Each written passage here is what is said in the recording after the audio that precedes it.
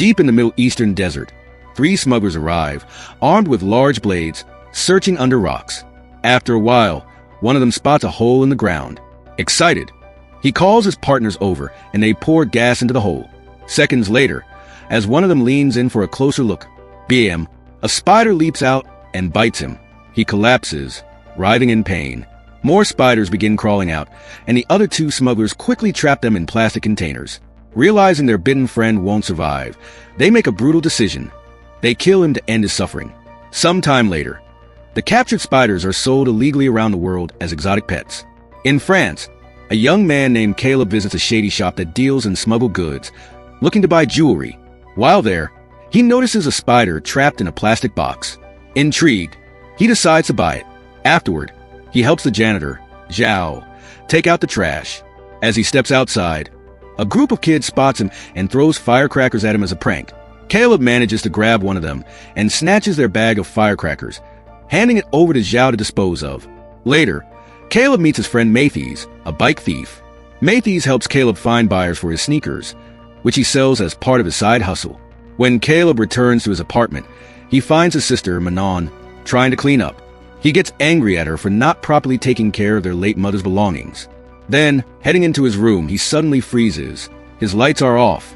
He rushes to turn them on, revealing a large collection of exotic pets that depend on warmth to survive. Carefully, he places the spider inside a shoebox, promising to buy a proper glass enclosure later.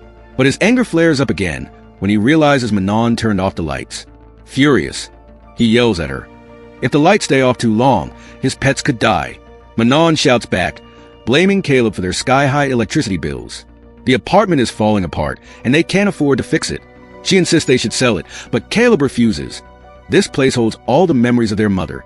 Later that day, Caleb heads to a party and runs into Tamani, who demands new sneakers because his current ones are falling apart. Caleb promises to get them soon, but before leaving, Tamani threatens him and walks off with his dog. Afterward, Caleb checks in on Claudia, an old friend of his mom's. He gives her the jewelry he bought earlier as a farewell gift. She's moving out because rent has skyrocketed, and most people in the building can't afford it anymore. The party that night is filled with smoking, video games, and mindless chatter. Meanwhile, in Caleb's room, something unsettling happens. The spider he kept in a box chews a hole and escapes. Hours later, when Caleb returns home and turns on the lights, he rushes to check the box, only to find it empty. Frantically, he searches the room but instead stumbles upon a strange cocoon. He quickly hides it in another box and crashes on the couch for the night. The next morning, Manon and her friends wake him up while trying to fix the bathroom, leaving Caleb with no chance to shower. He then takes the new sneakers to Tamani, but they're spotted by Gillis, who suspects they contain something illegal. He warns Caleb that he's watching him. Tamani hides in a supply room to try on his new sneakers, but the moment he slips his foot in, something bites him. Alarmed, he pulls his foot out and checks inside, only to see a spider crawling out onto his arm. He swats it away and crushes it with a sneaker. But then, to his horror, dozens of tiny spiders spill out from the shoe, crawling all over his body. He panics, flailing to get them off, while his dog lunges forward and eats the original spider. Back in Caleb's room, the mood shifts. His friends stare at his creatures in shock, accusing him of buying illegal animals. As the argument escalates, Caleb's phone keeps buzzing. Tamani is desperately calling him, but Caleb, caught up in the chaos, ignores the calls. Once everyone leaves, Caleb locks the door and stuffs a towel in the crack, just to be safe. Then, he tries calling Tamani, but Tamani doesn't answer. He's in agony. Strange marks cover his skin, and yellow tears stream from his eyes. He struggles to stand and grab his phone, but his legs give out. He crashes to the floor, shattering glass, and now he's bleeding too. Hours pass. Outside, the neighbors grow frustrated. Tamani's dog won't stop barking. They call him. No answer. They knock. Silence. Something feels wrong. Finally, Gillis breaks the lock. The door swings open and everyone gasps. Tamani lies lifeless on the floor. The police arrive quickly, but they refuse to explain how he died. Tension rises as the neighbors notice the officers wearing masks. Whispers turn into arguments. Some say it was an overdose. The cops order everyone back inside and put the building on lockdown. No one can leave. If anyone feels sick, they must wait for the doctors. The neighbors watch as Tamani's body is taken away. Later, the group gathers, trying to make sense of it all. Manon accuses Caleb of selling something dangerous to Tamani, which makes him furious. But Jordy isn't convinced it was drugs. He's seen addicts before, and this is different. Meanwhile, Zhao is putting supplies away when she notices thick cobwebs covering the ceiling. Disgusted, she covers her nose with a handkerchief and sprays repellent everywhere, unaware that dozens of spiders have already slipped through the vents. In Caleb's bathroom, Jordy's girlfriend Lila is washing up when she sees a vent cover lying on the floor. She steps onto a stool to put it back, but loses her balance and falls into the shower. Groaning, she reaches for a towel when, suddenly, it moves. Her heart pounds as she slowly pulls it aside. Nothing. Then, out of nowhere, a spider leaps at her. Screaming, Lila throws it off and scrambles into the shower. She yells for help. Jordy rushes in but refuses to kill it. He tries trapping it under glass instead, but the spider is too fast. It vanishes under the sink just as the rest of the group arrives, watching in horror. Something is very, very wrong. Jordy, fed up with everyone shouting at him, grabs a mop and starts jabbing under the sink, trying to kill the spider. But the creature is too fast. It scurries up the mop and leaps onto the shower wall. Thinking quickly, Jordy throws a towel at it, knocking it down. He stomps on it, thinking it's over. But when he picks up the towel, horror spreads through the group. Dozens of tiny spiders scatter in all directions. At the same time, more spiders start crawling out of the shower drain. Lila panics. Without hesitation, Jordy grabs her and rushes out of the bathroom, slamming the door behind them. They seal it shut with layers of tape. The tension rises as the group turns to Caleb, demanding answers. Under pressure, he finally confesses. He had bought an illegal desert spider, but he swears it was much smaller than these. Matthews quickly realizes the babies must have grown larger, adapting to their new environment.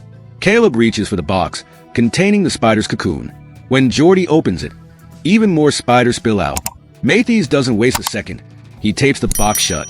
Meanwhile, Zhao continues cleaning the building. She finds a dead spider on the floor just as the police return, announcing a full quarantine. They seal the front door, trapping everyone inside. As Zhao keeps searching, she notices thick cobwebs in the corridors, and even a bird caught in one. Climbing a ladder, she pushes a ceiling panel aside and gasps. A massive spider nest looms above her. She covers her face and sprays at it, then shines her flashlight for a better look. Suddenly, a spider leaps at her, latching onto her face. She flails, loses balance, and tumbles down the stairs. Back in Caleb's apartment, Lila, Manon, and Jordy are done waiting. Ignoring the police, they decide to escape. But Matthews refuses. He's already in enough trouble with the law. Caleb hesitates, torn between leaving and staying to protect the neighbors his mother cared for. Eventually, Caleb agrees to leave, but only after warning everyone. He and Matthews go door to door, urging people to get out. But fear keeps them frozen.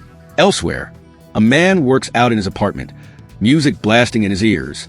In the mirror, he spots a spider behind him, but when he turns, nothing. He searches frantically until he sees it again on the wall. Panicked, he kicks at it but only ends up punching a hole in the wall. Peering inside, his stomach drops, webs stretch deep into the darkness. Then, the spiders come. They leap onto him, and he screams for help. But his father, asleep in the next room, doesn't hear a thing. Caleb and Matthews knock on his door, but his music drowns out the sound. The screams go unheard. Caleb starts to panic and rushes to check on Claudia, but she won't answer the door. He hears the TV playing inside, so he kicks the door open, only to find her sitting lifeless on the couch. As he steps closer, a horrifying sight unfolds. Spiders crawl out of her dead body. Caleb and Matthews freak out and bolt from the apartment. Just as they reach the hallway, an old man begs them for help. Matthews wants to assist, but Caleb stops him, pointing out something chilling. The man has been bitten. Instead of helping, they send him back into his apartment and keep running. Meanwhile, Lila flips through TV channels, but there's no news about the chaos unfolding around them. Jordy searches online and uncovers a terrifying fact. These spiders belong to the Sacaridae family and can grow 10 times their normal size to fight predators. Manon checks social media, but there are no warnings from officials. Just neighbors complaining about the lockdown. Then, a sudden crash from the kitchen shatters the tense silence. Jordy spots a strange liquid seeping under the door. He peeks inside and is met with a gruesome scene. Tamani's dog is dead, and a spider is crawling out of its stomach. Panic spreads through the building like wildfire. A grieving father discovers his dead son. A man in the hallway keeps trapping spiders under glasses, but it doesn't save him. He dies too. The death toll rises on every floor. Caleb and Matthews rush back to their apartment, but barely make it to the door before their terrified friends stop them. Desperate to escape, they refuse to go back inside. But before they can figure out their next move, Gillis appears behind them, armed with a baton. Without warning, he attacks, knocking Caleb to the ground before turning on Matthews. Manon tries to calm him down, but Gillis snaps. He forces them all into the apartment, insisting they obey the police orders. Then, his eyes land on Jordy and Lila. They don't live in the building. Why are they here? Suspicious. Gillis barges in, demanding to see Caleb's room. The others try to stop him, but he grows even more aggressive. Furious, Caleb finally gives in and lets him search. As Gillis rummages through the room, he spots a sealed box. Without hesitation, he pulls out a knife and starts stabbing it. As soon as the hole is big enough, the spiders crawl out. The group doesn't hesitate. They bolt out of the apartment, slamming the door behind them, leaving Gillis to his fate. They race down the stairs, only to find thick cobwebs clinging to every corner. But the worst part, the biggest spiders they've seen yet block their path. Suddenly, the lights flicker off, plunging them into darkness. Panic sets in until the lights blink back on. They realize the corridor has motion-activated bulbs. Determined to reach the garage, they move to the next floor, only to find even more webs and spiders. With no other choice, they pull up their hoods and push forward. Manon stays behind to keep the lights on, as the spiders seem to avoid the light. It's a slow, tense journey, but they make it through. Now it's Manon's turn to cross. Just as she nears the end, the lights go out. She freezes, stuck in the webs. Frantically, she pulls out her lighter and sees a spider creeping toward her. She wants to burn it, but that would alert the others. Instead, she forces herself to run, barely making it to the group. But their nightmare isn't over. When they try to escape, the police are waiting. Instead of helping, they hold the door shut, ignoring their desperate screams. The group uses all their strength to pry it open, only for the cops to take advantage of the gap and fire gas inside. As they struggle to breathe, the police shoot at the door, forcing them to retreat. They have no choice but to go back through the web-filled corridor. The gas keeps the spiders from attacking, but when they reach the stairs, they realize Jordy is missing. Caleb rushes back, his heart pounding. He finds Jordy lying on the floor, covered in webs, spiders crawling all over him. Jordy begs him to leave. Caleb hesitates, but when the spiders start moving toward him, he has no choice but to run. Lila breaks down, sobbing over her boyfriend. Meanwhile, Matthews notices something dripping. He looks up and his stomach drops. Bodies are tangled in the webs above them, lifeless. Then, from deep within the silk, something stirs. A monstrous spider emerges. Matthews shouts a warning, and the group scrambles upstairs, slamming the door behind them, leaving Jordy to die alone. The group makes it into an empty room, but Lila keeps trying to run back to her boyfriend. She fights Caleb, desperate to escape, but Manon grabs her just in time and holds her back. They can only listen in horror as Jordy's screams echo through the building. On the floor, they spot a bag. Inside, Matthews finds a kid's firecrackers. Thinking fast, he lights one to use as a torch. The others are crying for Jordy, but Matthews snaps them out of it. There's no time for grief. They still have to survive. He comes up with a plan. They'll use the fireworks to keep the spiders away and make it to the roof to signal for help. Matthews throws a firecracker into the hallway. The explosion stuns the spiders clinging to the ceiling, freezing them in place. Wasting no time, the group moves carefully down the corridor, using the firecracker's glow as a shield. When it burns out, Caleb grabs a Molotov cocktail from the bag and hurls it into the hallway. The flames send the spiders into a frenzy, and they start swarming toward them. With no other choice, the group bolts upstairs, keeping their flashlights aimed at the creatures to slow them down. Along the way, terrified neighbors beg for help from their apartments, but there's nothing they can do. They shout for them to stay inside and keep running. Their flashlights are running out of power. Thinking fast, Manon picks the lock to Gillis' apartment. As soon as they're inside, they slam the door shut, barely escaping the spiders. Then, Caleb breaks down. He blames himself for everything. Through panicked breaths, he confesses to Lila. Jordy wasn't just an old friend, they had a complicated history. Suddenly, a bright light flashes through the window.